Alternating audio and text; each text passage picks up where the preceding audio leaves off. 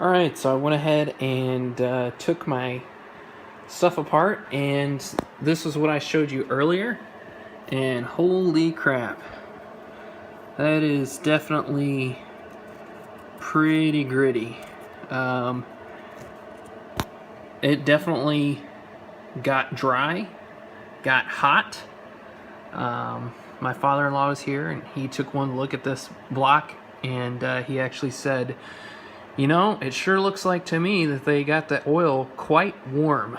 So that's probably something to think about too, is if you don't have an oil cooler and you're doing drift events and such, or any sort of very hard driving, it pays to have an oil cooler. And I would definitely say that this it's got pretty warm.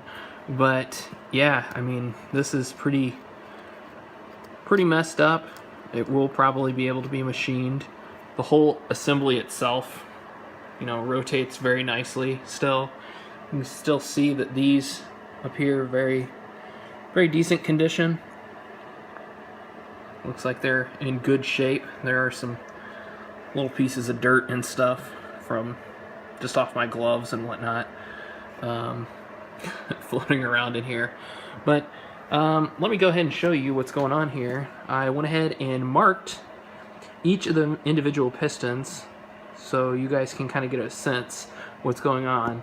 And you know, you've got something like the front of the block where you can tell, I have no idea how many miles are on this, but these are definitely worn. They've kind of got a, you can start to see the copper a little bit that's in them.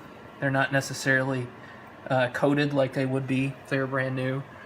But then, as you go to the two cylinders that had the issue, you have this.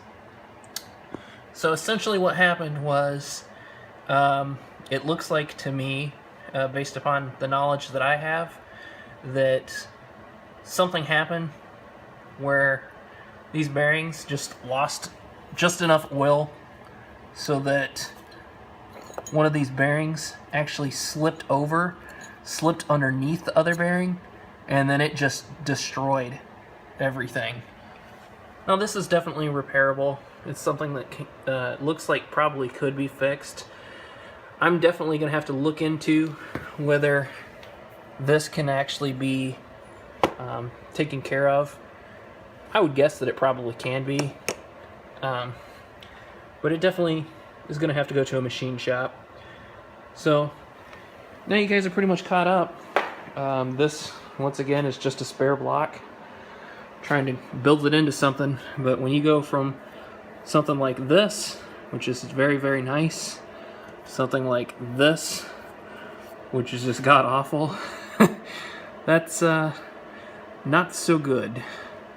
But anyways, the other thing to consider with this is that this probably is just a junkyard engine that they got. There's no telling how many miles were on it, because something interesting that I noticed was that Nissan actually goes and puts all the technical information on the actual bearing itself.